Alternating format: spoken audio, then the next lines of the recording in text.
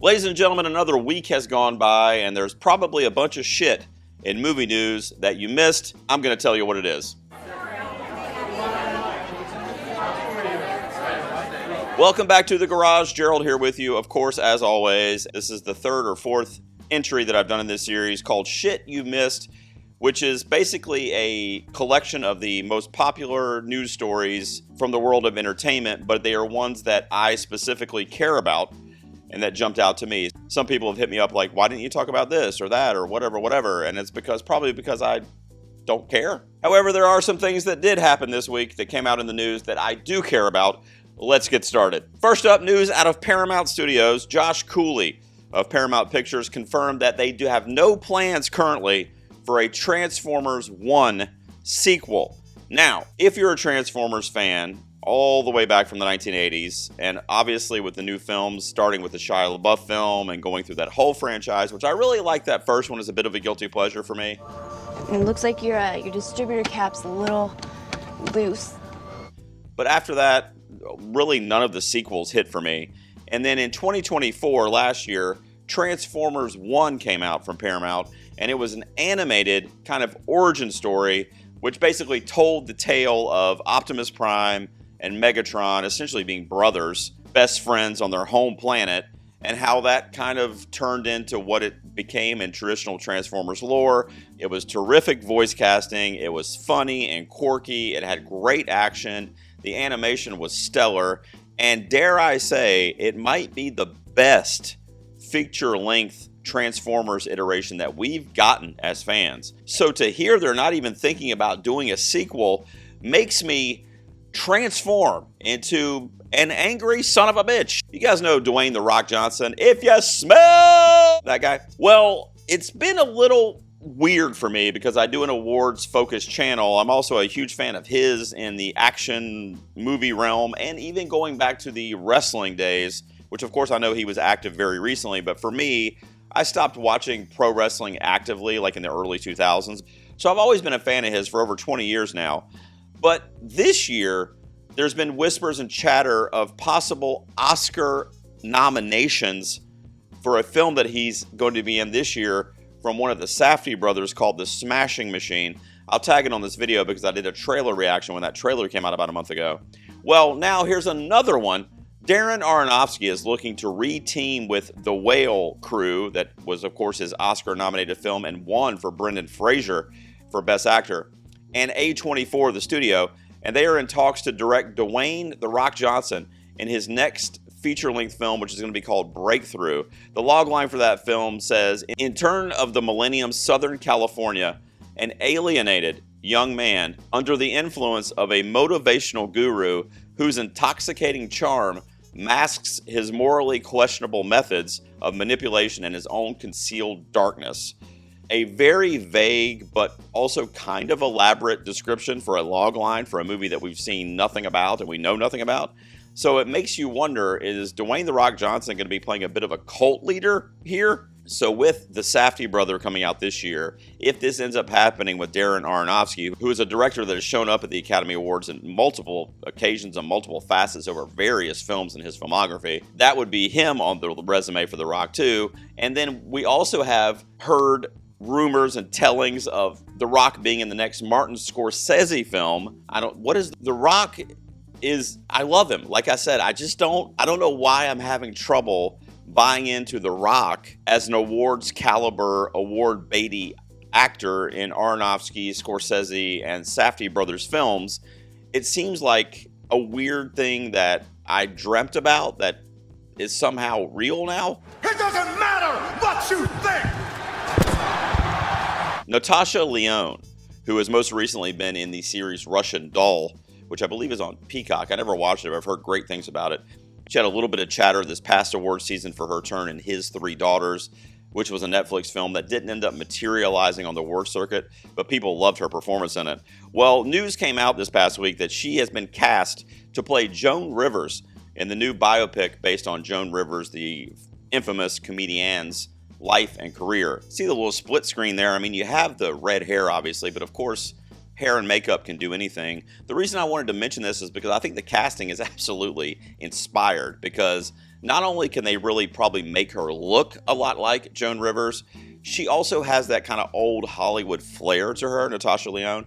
If you've ever seen her present at award shows or do interviews on Jimmy Fallon or on the circuit or whatever, she always has that kind of like, where she's talking like one of those old school Hollywood starlets of the like 40s and 50s, and that's kind of like her personality. I could see her playing Joan Rivers very easily and already looking the part. And I think honestly their comedy as well are very similar too. And I also wanted to mention it because this is probably at least a couple years in advance, but I will tell you a movie like this is probably going to be an Oscars player because Joan Rivers is one of those kind of legendary beloved characters, especially in the world of comedy in Hollywood. And you got to think right away hair and makeup is going to be in the discussion. And then, of course, in a biopic, the performance is always on the table for Natasha Lyonne, who, as I said, has been mentioned in the last couple years, a possibility for this or that hasn't materialized. It could be for playing Joan Rivers. But one way or another, I'm excited about this casting. I think it's actually inspired and perfect. Let me know what you think down below. We got the first look at Gatto, G-A-T-T-O, which I believe is Spanish for cat. Hey Siri, how do you say cat in Spanish? In Spanish, cat is Gatto. Dude, am I a genius or what? It's a new film from Pixar Studios that is currently in development, and it is slated to come out in the summer of 2027. We'll see how well they push this film when the time comes. And looking at that still that we have, which is all we know about the film, it is a Pixar movie that does not look like a Pixar movie. If you think of the Toy Stories of the world, or Up, or Inside Out, any of those films with like the characters with the big eyes and they seem kind of human, but they're also hyper stylized and obviously a version of digital animation.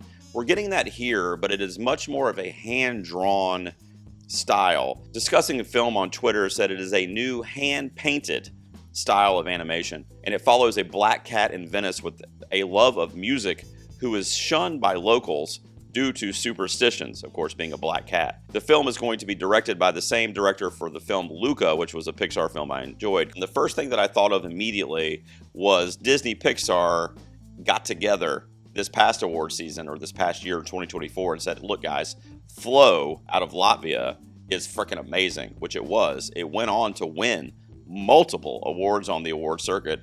It won the damn Academy Award for animated feature. So in looking at Gatto, that's right? By the way, is that Spanish or Italian? I said it was Spanish, which it was.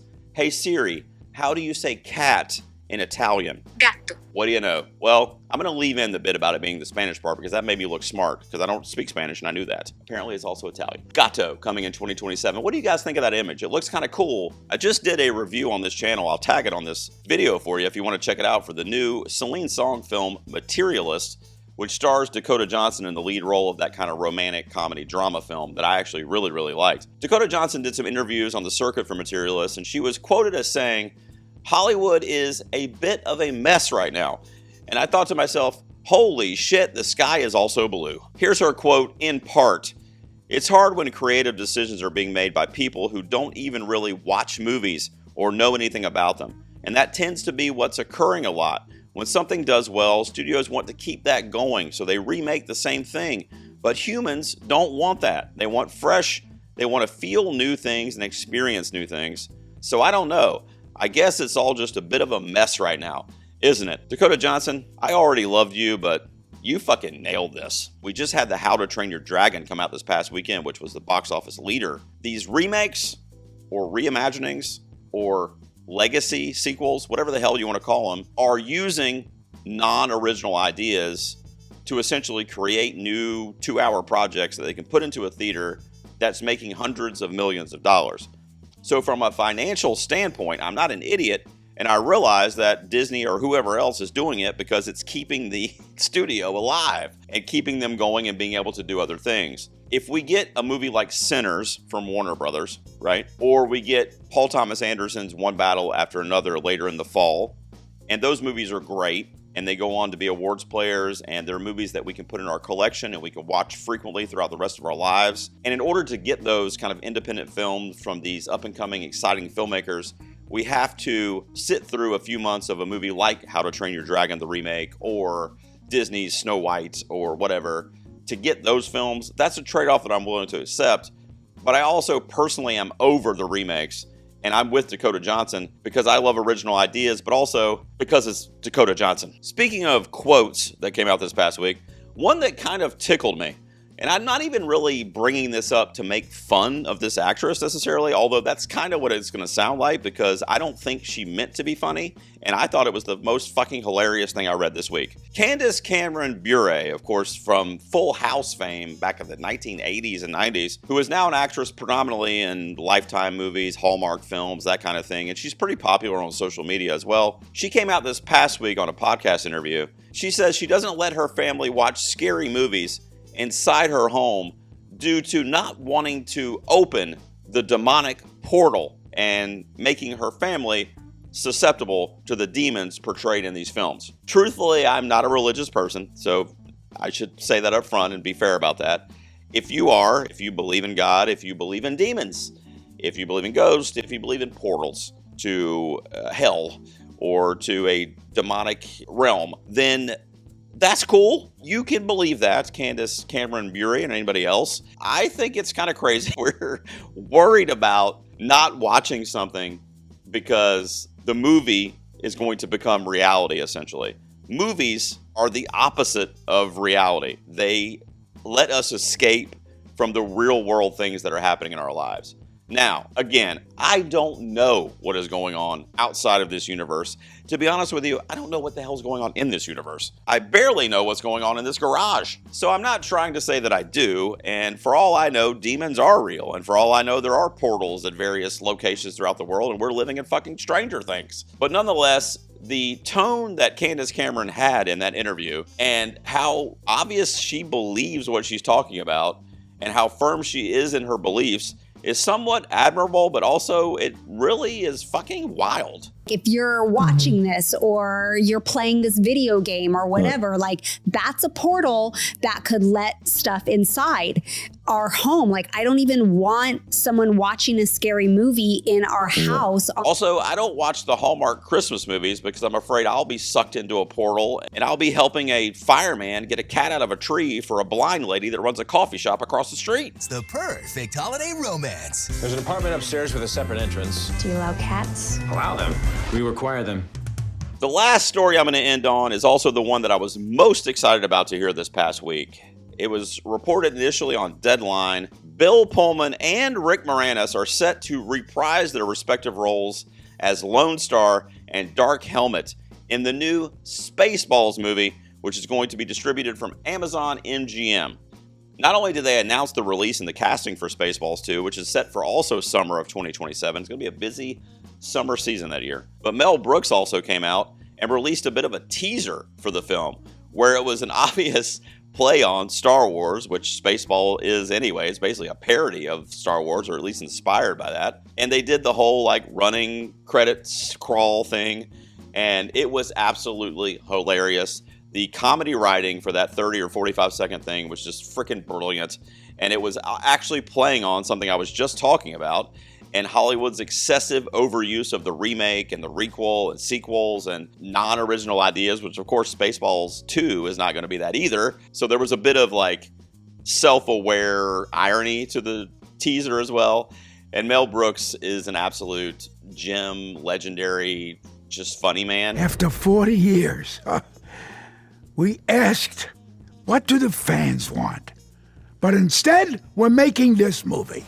Man, this made me so happy. That's it for this edition of Shit You Missed. I'll be back next week. We'll see what news comes out, and I'll let you know what intrigued me and what jumped out to me. We will cover that next week. Make sure you subscribe to the channel. Also, real quick, you can skip ahead or do whatever the hell you want or click next or whatever. I want to talk to you real quick about channel memberships. You can give me as little as like $2 a month to keep this thing running out here and to keep putting out videos like this that I don't frankly know why anybody watches. If you do, you get all kind of sweet perks, including some custom emojis that you can use in the comments section on any of my videos, as well as in my live streams. They include my face, and it was requested that I had a beard, which I do, so I don't know why they had to request that, but that'll be included. The beard is free of charge. You also get Timothy Chalamet, Mikey Madison holding her Oscar, the mom from Parasite. I recently just added emojis of Tom Cruise laughing like a freaking maniac. I also have Toni Collette mothering so hard from Hereditary, and Queen Ariana Grande sipping some tea. It's actually a water bottle, but you get the sentiment. I'm also going to be doing at least monthly members only live streams. If you're a fan of the Academy Awards and of awards season, you can actually help me mold my Oscar predictions before they go live on the channel, because I'm going to do live streams to brainstorm that just for my members. All that information, all you have to do is click join, watch a little video, and then join if you want for